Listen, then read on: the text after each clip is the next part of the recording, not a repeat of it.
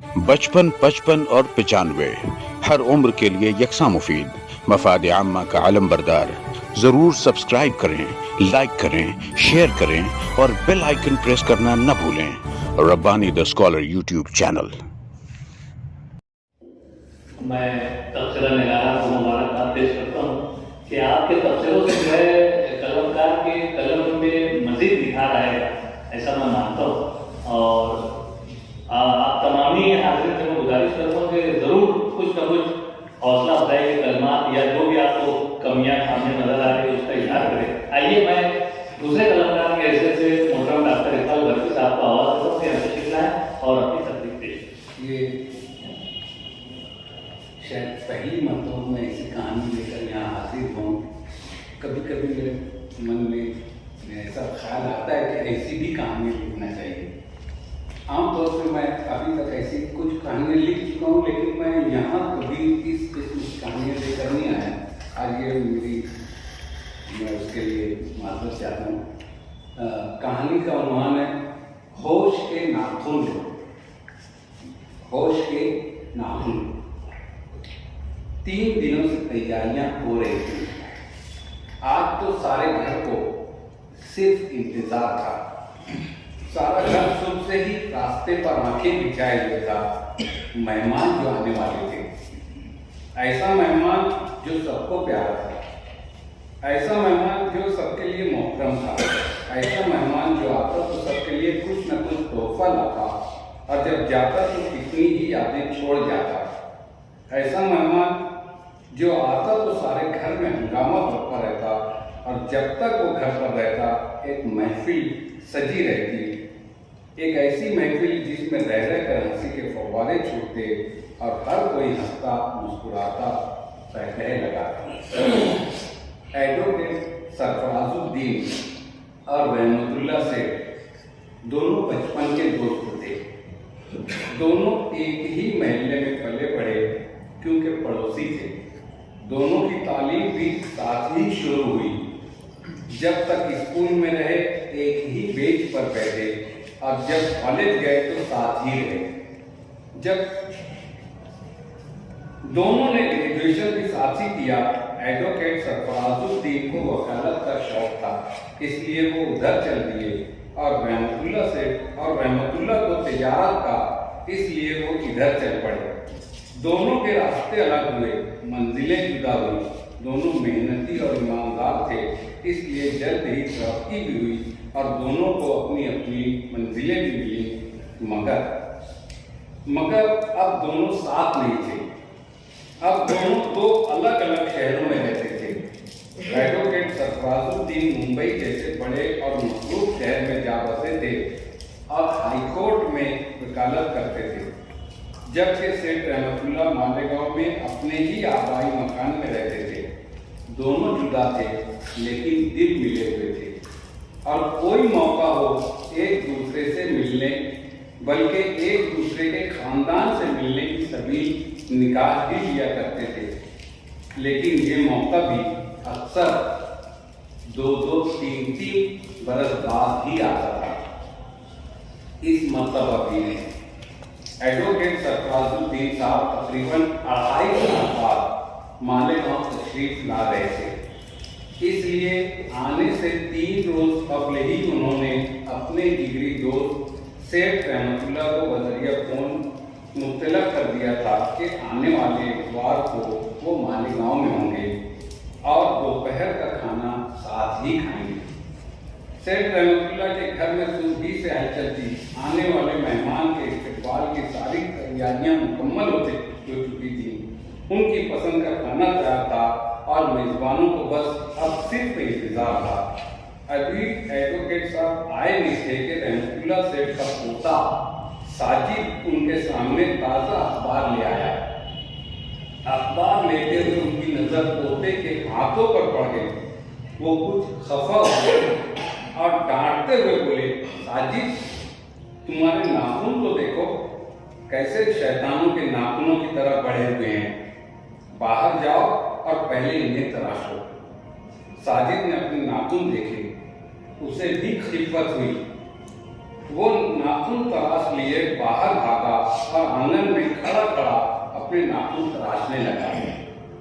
अभी उसने दूसरी ही उंगली के नाखून पर नाखून तराश रखा था कि उसने देखा कि उनका मेहमान उनके दादाजी के दोस्त एडवोकेट सरफराजुद्दीन साहब, जिन्हें वो दादाजी ही कहता था, आ खड़े हुए हैं। उन्हें देखते ही उसके मुंह से निकला, अरे अस्सलाम वालेकुम दादाजी। उसके बाद वो पलट कर घर के अंदर भाग कर सबको उनके आने की इत्तला देना चाहता था कि उन्होंने उसे रोक लिया और बोले, ठहरो, पहले तुम अपने नाखून तराशो, हम देखेंगे, फिर साथ ही अंदर चलेंगे। वो पहले तो झिझका, सटपटाया, लेकिन फिर अपने नाखून उतारने लगा। अभी उसने तीसरी उंगली के नाखून लेना शुरू ही किया था कि वकील साहब ने उसे टोका। बोले, नहीं बेटा, इस तरह नहीं, वो उस हाथ की वो उंगली। उन्होंने साजिद को अपने हाथ और उसकी उंगली दिखाते हुए बोले। वो अपनी बात जारी रखते हुए बोले, इसके बाद ये वाली, फिर ये और फिर ये। वो इसे एक एक उंगली आगे करके दिखाते हुए कह रहे थे। जब तक वो अपने दोनों हाथों की उंगलियों के नाखून लेता, अंदर उनके आने की इत्तला हो चुकी थी। सेठ रहमतुल्लाह दरवाजे पर खड़े उन्हें अंदर आने के लिए कह रहे थे, लेकिन वकील साहब साजिद के पास खड़े रहे। जब उसने सारी उंगलियों के नाखून उतार लिए तो दोनों एक साथ दरवाजे की तरफ बढ़े। उसने देखा कि दादाजी बेइख्तियार आगे बढ़े और फिर दोनों दोस्त टूट कर एक दूसरे से बखलगीर हुए। अब देर तक इसी तरह मामला करते रहे। दोनों बूढ़े हाथ में हाथ डाले अंदर बैठक में आए। वकील साहब ने अपने दोस्त को डांटा, रहमू, खाली रूपिया मत कमा, बच्चों को कुछ सिखा पढ़ा भी। ये बदखुरदार नाखून तराश रहे थे या शैतानों की दावत कर रहे थे। जरा पूछो इनसे क्या बोल रहा है, मैं कुछ समझा नहीं। दादाजी बोले, मैं समझाता हूँ। वकील साहब बोले। इस दौरान रहमतुल्लाह सेठ के घर के दीगर अफराद भी बैठक में आकर इधर उधर बैठ चुके थे। हर कोई उन्हें शौक और दिलचस्पी से देख रहा था। वकील साहब बराह रास्त साजिद की आंखों में देखते हुए बोले, साहबजादे, आपके अब्बू, अम्मी, दादाजी और दूसरे लोग खाना खाते हैं? हाँ, साजिद के मुंह से निकला। वो भी मुसलसल उन्हें देखे जा रहा था। तमाम जानदार, चरिंदे, परिंदे और इंसान सब खाना खाते हैं, है ना? हाँ, सब खाते हैं। उसकी हैरत बढ़ती जा रही थी कि भला ये भी कोई पूछने की बात है।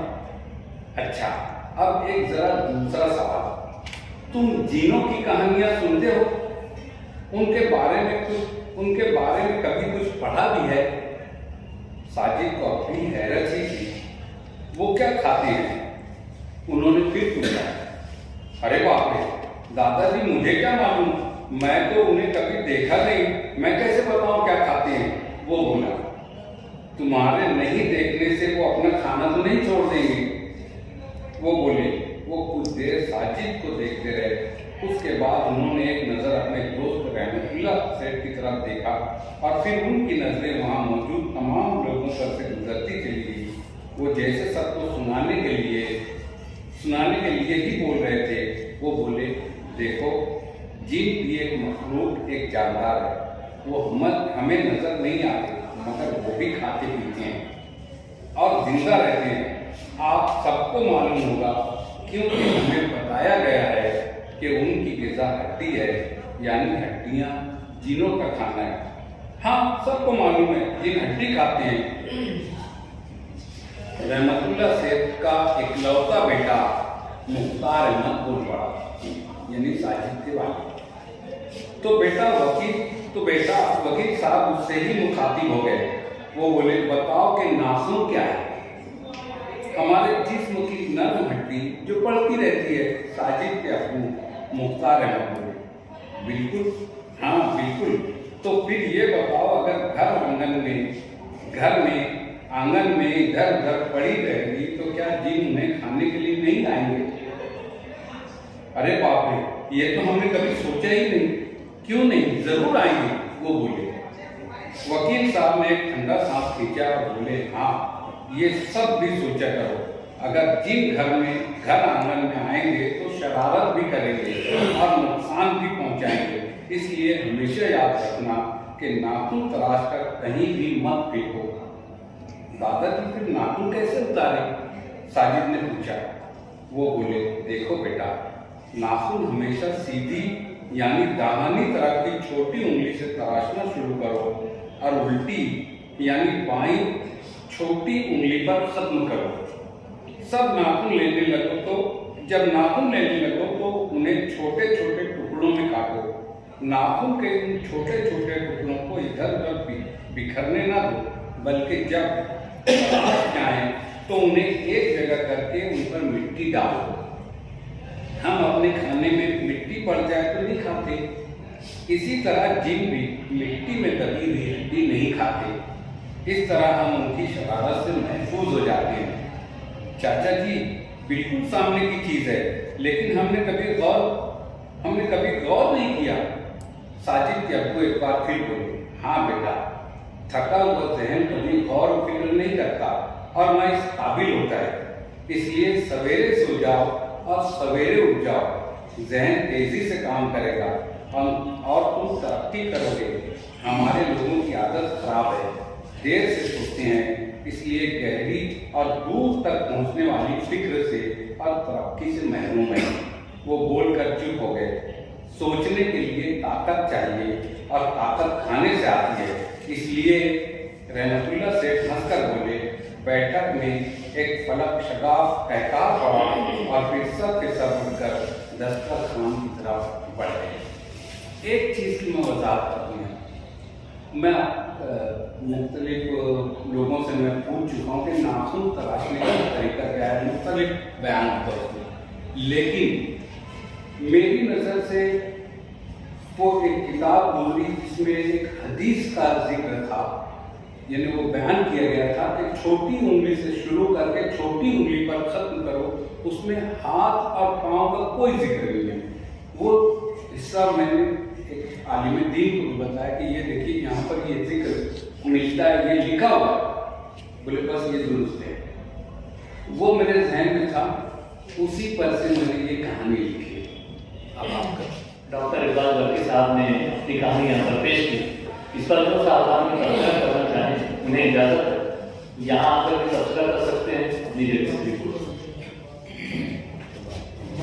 साहब की कहानी वाकई में ऐसी होती कि उन्हें कोई ना कोई सबक मौजूद होता है और उसके जरिए से तलबा को कोई ना कोई पैगाम मिलता है।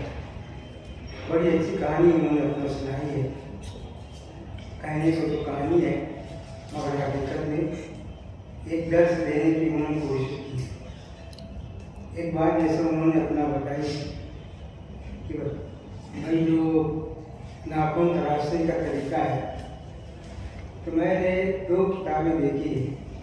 एक तो शमाइल तिरमिज़ी और दूसरी किताब है शमाइल कुबरा।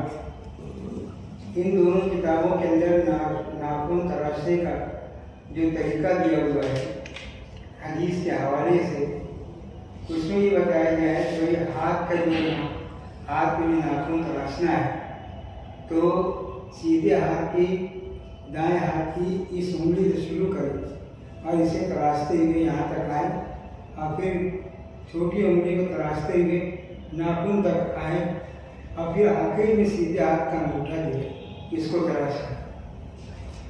और पैर के उंगलियों को तराशने का तरीका दो हदीसें हैं।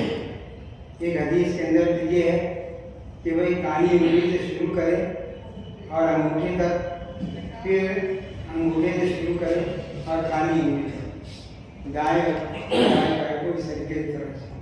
और एक हदीस के अंदर ये है कि भाई कानी उंगली से अपना शुरू करें और अंगूठी पर कदम करें, फिर दूसरे पैर का जो है कानी उंगली से शुरू करें और अंगूठी पर कदम करें। इस तरीके से मैंने पढ़ा। बहरहाल उन्होंने एक अच्छा दर्स देने की कोशिश की है। मैं इस पर उनको मुबारकबाद देता हूँ कि कहानियाँ अगर हों और इस किस्म के बातें अगर तलबा के जहन के अंदर उठाई जाएँ तो उनका मिजाज जहाँ कहानी पढ़ने का शौक और उनकी दिलचस्पी होगी और उन्हें इस बात के अंदर दिलचस्पी भी होगी, साथ ही साथ एक पैगाम भी उन तक पहुँचेगा और सुन्नत पर अमल करने का एक तरीका भी उनके अपने ज़हन के अंदर पूरी ज़िंदगी के लिए समा जाएगा और उस सुन्नत का सवाब हमारे बाल बच्चे सब साथ और उतना मिलता रहेगा। मैं उन्हें इस बात पर बड़ा देता हूँ। तो उस पर भी रोशनी डाल दे तो अच्छा है ना, हड्डी या नाखून जिनकी गिर जाए ऐसा। हाँ वो भी वो आप बयान कर दो, वो आप बयान कर दो, आप अपनी तरफ से पेश कर दो। मतलब आपको उसमें ज़्यादा हड्डियाँ जो है ना वो दिनों की गिरा है, इसलिए जो हड्डियाँ जो है खड़ी से के लिए मना किया गया है। उसको या तो जैसे बताया उन्होंने कि अपना उसको दफन कर दें या उनकी गिरा है तो कहीं एक अच्छी जगह पर किनारे पर उसको रख दिया। नाखून के तारीख से तो पढ़ने में नहीं आया कि वो उनकी गिरा बनी है, इसके बारे में तो मैं नहीं जानता। हजरत की अगर कृपा नहीं होगा तो अलग बात है। हमारा दूसरी अदब के सदर असीम शाबान साहब, उनके साथ में मुझे मौका मिला है काम करने का। मुझे तो यहाँ आने के बाद अजीब ही लगा। मैं तकरीबन कई बरसों से पहले अवामी आवाज़ को चौड़े पेपर पर निकलता था, उसमें भी मुरासला होता दूसरी अदब की नशिस्त, और हर मरतबा महीने में इमरान जमील साहब का पर्सनल मुझको वो रहता है, चलो आप देखिए क्या है। लेकिन ये यहाँ पर जो मैं महसूस किया, उर्दू शहर है, आज 38 हाई स्कूलें हैं मालेगांव शहर के अंदर। 38 हाई स्कूलों में से 36 हाई स्कूल ग्रांटेड है। तो हमारे कोई अदीब नहीं निकल रहा है हमारे बच्चों में, कोई अदब ऐसा कोई परवाह नहीं करता। मुझे बड़ी खुशी हुई कि आप लोग सच में उर्दू की खिदमत आप लोग कर रहे हैं, यही हकीकत है। मैं बैठा बैठा ये सोच रहा था कि मैं तो हेडमास्टर हूँ और मैंने क्या किया उनके लिए। तो जिसने दिया पढ़ाने के लिए हमने उसे पढ़ा किया। तकलीकी काम तो कुछ हुआ ही नहीं, एक मजदूरी होगी, टपाली काम होगा जिसको बोलना चाहिए कि किताब दी गई, हमने उसको पढ़ा, बच्चों को पढ़ा दिया, बस। असल में जो खिदमत है वो आप लोग कर रहे हैं। अब जो मानकर साहब की जो कहानी थी, तो उस पे से मुझे याद आया बैठे बैठे कि मैंने एक मुंशी प्रेमचंद की किताब पढ़ी थी, उनके बहुत से अफसाने हुआ करते थे। तो गालिबन 1930 में अदब के ताल्लुक से दिल्ली में कॉन्फ्रेंस हुई थी। 1935 या 36, मैं 30 ही समझ रहा था उसको। तो उसमें ये बात आई थी, हिंदुस्तान की तहरीक के ऊपर, आज़ादी की जो तहरीक थी, वो तहरीक को अदब के जरिए, जबान के जरिए कैसे लोगों तक पहुंचाई जाए और इसके अंदर जोश पैदा किया जाए। तो उस वक्त देवमालाई कहानियां, नज़में, गजलें, उसमें तमाम माफाकुल फितरत अनासिर को खत्म किया गया और असल जो जिंदगी थी, जो हालात हाजरा था उस वक्त का, और जो माहौल बनाया था, उर्दू ने इनकलाब का नारा दिया।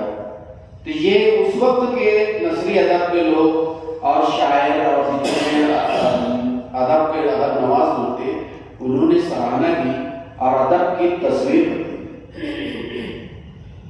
लेकिन मास्टर साहब की कहानी, जैसे इमरान जमील साहब ने अपने तबसरे में कहा कि आधी कहानी में ऐसा देवमाला की बातें आ चुकी, यानी वो कहानी दोनों दौर की अक्कासी कर रही है। बरकी साहब ने जो बताया होश के नाखून की बात, तो मैं अपने होश के नाखून ले रहा हूं।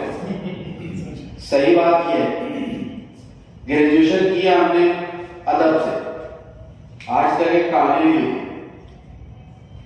पहले अफसाने वगैरह लिखे थे, وہ لائنیں چھوڑ دیں تعلیمی معاملات میں آنے کے بعد. لیکن حقیقت یہ ہے کہ میں آپ لوگوں سے یہ التماس کرتا ہوں کہ آپ لوگ ایسے کچھ اسکولوں میں یا جیسے ہماری ایسوسیشن ہے, ہم آپ کو دعوت دیں سر, آپ یہ نا تحریک شروع کی ایک چھوٹی چھوٹے جیسے مہینے کے آخر میں آپ یہ پروگرام رکھتے ہیں اور اس میں لیول پر پورے شہر کے لیول پر سبھی لوگ اس پر سبھی کو ایک عمومی دعوت ہوتی ہے, تو کیوں نہ ایسی کوئی کوشش کی جائے کہ چھوٹا چھوٹا ایک کوئی اپنے بچے اپنے ڈھنگ سے کوئی تخلیق کریں, سبھی اسکول والوں کو کچھ سال میں 1 مرتبہ 2 مرتبہ کوئی کمپٹیشن رکھیں, بچوں کے اندر جو تخلیقی صلاحیتیں چھپی ہیں وہ ہو سکتا ہے وہ سامنے آئے. ایسی کوشش کرنا چاہیے, ایسا میں سمجھتا ہوں. اگر اس کے لیے ہم سے کوئی مدد مانگی جاتی ہے تو ہم اپنے آپ کو بہت خوش نصیب سمجھیں گے کہ ہم نے اردو کا تھوڑا بہت حق ادا کرنے کی کوشش کی. جیسے 10ویں 12ویں کا امتحان ہونے لگتا ہے ایک سیلاب, وہ سیلاب کا رہتا ہے گائیڈنس. ادارے کے لوگ, کچھ مخصوص ادارہ, کچھ مخصوص لوگ جو اپنی قوم کے تئیں بہت بیدار نظر آتے ہیں, تو وہ تمام لوگ اتنا زیادہ بچوں کے ذہنوں میں انڈیل دیتے ہیں کہ کو یہ کرنا ہے, یہ کرنا ہے, یہ کرنا ہے, اس پہ کنفیوژن ہے. میں ایسا مانتا ہوں کنفیوژن اس لیے ہوتا کہ جو نظریات ہیں ان مخصوص لوگوں کے, تو وہ اپنے تئیں یہ سوچتے ہیں کہ یہ بچوں کو ہم کو آفیسر بنانا چاہیے, کچھ مخصوص لوگ یہ چاہتے ہیں کہ ان کو انجینئر بنانا چاہیے, ڈاکٹر بنانا چاہیے. تو یہ جو کنفیوژن یہ اس وقت بچوں کے ذہنوں میں آ جاتا ہے اور ایک بڑی کھیپ جو ہے وہ میڈیکل سائنس کی طرف جاتی ہے. لگتا یہی ہے کہ اس میں آسانی ہے, یا آسانی نہیں ہے تو یہ بہتر ہے, کم سے کم ہمارے خاندان میں یا ہمارے کیا بولنا چاہیے شہر میں محلے میں ڈاکٹر بڑھ جائے. لیکن ایک ادیب بڑھے گا یا کوئی ایک تخلیق آئے گی, اس کے تعلق سے میں سمجھتا ہوں یہ لوگ صرف نثری ادب والے ہی کر سکتے ہیں. تو اس میں تھوڑا سا آپ لوگوں کو یہ کوشش کرنا چاہیے, اسکولوں میں تھوڑا سا اس کے تعلق سے بتانا چاہیے. ہو سکتا ہے ایسے بھی ٹیلنٹڈ اپنے بچے ہیں جو 10ویں میں 12ویں میں ہونے کے بعد کچھ لکھ سکتے ہیں, ان کو حوصلے کی ضرورت ہے. اور یہاں تو سب ایک دوسرے کو حوصلہ دے رہے ہیں. اور سب سے اچھی بات یہ لگی کوئی اگر اس پہ تبصرہ کر رہا ہے, تنقید کر رہا ہے, تو سامنے والے کو برا نہیں لگا. میرے لیے نئی چیز ہے, میں تو پہلی مرتبہ ہے, لیکن میں کوشش میں تک جاؤں گا, ضرور دیکھوں گا کیا ہے. انشاءاللہ میں 11 بجے سو جاتا, لیکن آج ضرور آیا ہوں. اس کے لیے عمران جمیل صاحب ہر مرتبہ ڈالتے ہیں, چلو جا کے دیکھتے ہیں کیا ہے. بہرحال میری طرف سے بہت بہت مبارکباد پورے ادارے کو, اور ہماری جانب سے کوئی بات ہے پورے شہر کے لوگ جو یہاں پر آئے ہیں سچ میں اردو کے خادم اور اس کو ترویج کرنے والے آپ لوگ ہیں. نہیں تو یہ خشک موضوع ہے, اس کو کسی کو کچھ ملنا نہیں. اب وہ چائے بھی سر نے پلائے تو پتہ نہیں کیسے ایڈجسٹمنٹ ہوا, بہت بڑی بات ہے اردو کے تعلق سے. اور نہیں تو اگر کوئی بات آئے گی نا تو سب سے پہلے یہی بولا جائے گا کہ اردو کے ساتھ سوتیلا سلوک ہو رہا ہے, اور سوتیلا سلوک کرنے والے ہم لوگ ہی ہیں. ہم لوگ اردو کی روٹی کھا رہے ہیں اور ہمارے بچے انگریزی میڈیم میں پڑھ رہے ہیں. اس سے زیادہ حقیقت کچھ نہیں ہے. بہرحال مجھے آپ لوگوں نے موقع دیا اور میں اجازت چاہتا ہوں. بہت بہت شکریہ. گھر جانے کے نہیں شاہین سر, آپ ہمارے ادارے میں تشریف لائے, اس کے لیے ادارہ تمام قلمکار تمام سامعین آپ کے شکر گزار ہیں. آپ نے وسیع القبیل کا ثبوت دیا, ہمیں دعوت دی کہ شہر کے اساتذہ کے سامنے طلباء کے سامنے ہم اپنی تحقیقات پیش کریں. یقیناً بہت اچھا لگا ہمیں, اور ہم لوگ گزشتہ 15-16 سال سے اس جدوجہد میں اور مختلف اسکولوں کے ہیڈ ماسٹر سے ہم نے درخواست کی کہ آپ کم از کم نئی تمام اساتذہ کو اردو کے ٹیچرس کو یہاں, کیونکہ یہاں ایک ایک لفظ پکڑا جاتا ہے, ایک ایک لفظ کے تلفظ پر بات ہوتی ہے، اس کے برتنے پر بات ہوتی ہے. تو اردو کے اساتذہ میں جب تک ریٹائر نہیں ہوا تھا ہر نشست کا بورڈ میں اپنے وہاں دعوت لگاتا تھا، بورڈ لکھتا تھا اور درخواست کرتا تھا کہ نثری ادب کی نشست میں شرکت کیجیے. لیکن یقین جانیے شاید ہی کبھی کوئی ٹیچر شریک ہوا ہو. وہی ایک دو کبھی آ گئے جن کو کچھ سنانا ہوتا تھا، یا کبھی کسی کا کچھ تعلق ہوا کہ یار وہ سنانے والا ہے تو وہ یہاں آ گئے، ورنہ اس کے علاوہ کبھی کوئی ٹیچر آیا نہیں. ہم لوگوں کی خود خواہش تھی کہ اگر ہیڈ ماسٹرس ہم کو دعوت دے تو ہم کوئی ایسا موقع نکال کر کے وہاں ان کے اساتذہ اکٹھا ہوں، ہم کچھ تخلیقات اپنے ادارے کی، کچھ ہمارے قلمکاران کی جو اس ادارے میں پیش کرتے ہیں ان کو لے کے پہنچے اور ان کو دعوت دے کہ ہم یہاں سنا رہے ہیں، آپ یہاں تنقید کیجیے، یہاں تبصرہ کیجیے اور خود کوشش کیجیے کہ آپ اس جگہ پر چل سکتے ہیں. سائنس ہو یا انجینئرنگ ہو یا میڈیکل ہو، کسی بھی فیلڈ میں جانے والا ادب جو ہوتا ہے، ادب اس کو ایک راستہ دکھاتا ہے، دل کی دنیا تبدیل کرتا ہے. ادب جو ہے دل کی دنیا تبدیل کرتا ہے. بڑے بڑے سائنٹسٹ کے واقعات ہیں کہ وہ تجربہ نام ہے. جیسے ڈارون بہت مشہور ہے جس نے بندر چیزوں والا نظریہ پیش کیا تھا، اس کے بارے میں حیرت ہوتی ہے. اس زمانے کے شعرا کو حیرت تھی کہ اس کو ایلیٹ جیسی پوری نظم ریپ آف دا لا رائڈر کی پوپ کی پوری مسئلہ طویل انگریزی کی مسئلہ اس کو پوری نظم یاد تھی زبانی. اور وہ تجربہ کام میں جب تجربے سے تھک جاتا تھا تو عام چیئر پر بیٹھ کے وہ نظم گاتا رہتا تھا. یہ مختلف لوگوں کے واقعات ہیں کہ وہ، اور آج بھی آپ کو بھی تجربہ ہوگا کہ سائنس کے اساتذہ اشعار کتنے اچھے یاد رکھتے ہیں. یہ ادب جو ہے بہرحال. اور آج ہمارے یہاں اگر آرٹ کے لڑکے ہیں تو ان کو یہ فیلڈ بے انتہا منافع بخش ہے. چاہے جس فیلڈ میں جائیں گے لیکن ادب لے کے جائیں گے تو ہر جگہ سرخرو ہوں گے. شبلی جیسا آدمی جو مورخ تھا، مذہبی ذہن لے کے، لیکن وہ ایک وکیل بھی تھا. شبلی نعمانی وکیل بھی تھے. ہم کو حیرت ہوتی ہے. تو ہم لوگوں کی کوشش رہی ہے. آپ نے یہاں پر ہم لوگوں کو دعوت دی، ہم لوگوں کو کچھ حوصلہ افزائی کے کلمات کہے، ہم لوگوں کو واقعی حوصلہ ملا. اور انشاءاللہ آپ جب بھی یاد کریں گے ایسا کوئی موقع رہا تو یقیناً ہم نثری ادب آپ کے ساتھ رہے گا اور کام کرے گا. جس طریقے سے بھی ہو سکا ہم لوگوں نے مختلف پروگرام لیے طلبہ کے لیے، کہانی نویسی کا، مضمون نویسی کا. یہ سلسلہ کچھ برسوں سے منتظر ہے لیکن ہمارے عزائم سے ہم یقین کرتے رہیں گے.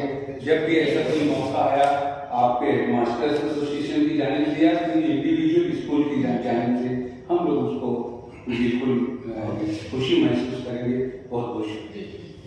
نئی چینل سے بات کرتی ہوں اور سے بحثیت مشمہ کے میں ادارہ مسئلہ سے درخواست کروں گا کہ اساتذہ کے لیے خاص طور سے اردو کی یا لینگویج کی جو اساتذہ ہے ان کے لیے اس وجہ ایک ورک شاپ جو منعقد کیے گئے، کیونکہ نصاب میں کہانی لکھنا، خط لکھنا اور خبریں لکھنا یہ تینوں چیزیں جو نصاب میں شامل ہیں. آج ہمارے اردو اساتذہ کو کہانی کیسے لکھی جاتی ہے، اشتہار کیسے بنایا جاتا ہے یا خط کیسے لکھا جاتا ہے اس سے بالکل معلوم ہے. جو آپ نہیں جانا تو بتا دوں کہ ٹیچر ہوں، میں انگلش کے ٹیچر ہوں. میں بھی میرے اپنے سبجیکٹ میں انگلش کی اسٹوری ہوتی ہے لیکن اسٹوری کیسے لکھنا، اسٹارٹ کہاں لکھنا، پہلے لائن دے دی جاتی ہے اسٹوڈنٹس کو، اس کے آگے کہانی تحریر کرنا ہے.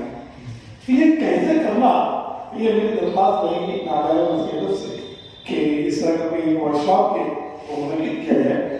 میں سر صاحب کی اجازت سے پروفیسر عبد المالک صاحب وائس پرنسپل ماسٹر کالج، انہوں نے آج صبح مجھے میسج ڈالا. یہ روزانہ اپنا واقعہ جو وہ تحریر کرتے ہیں. آج کے واقعے کے اندر انہوں نے ادارے نثری ادب کے بارے میں کہا ہے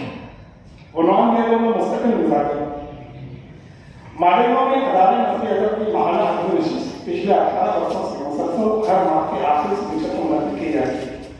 इस मुस्तकिल धरती पर अदालत के तमाम अराकीन को दिल मुबारकबाद। इस मीटिंग की खूबी ये है कि जब कोई कलाकार अपनी तकलीफ पेश करता है तो उसके फौरन बाद ओपन सेशन शुरू होता है, जिसमें महफिल में शरीक कोई भी फर्द बिना झिझक अपनी राय रख सकता है, फिर वो चाहे तनकीद हो, तारीफ हो, तरमीम हो, तनसीख हो, अजाफा हो या तनकीद हो।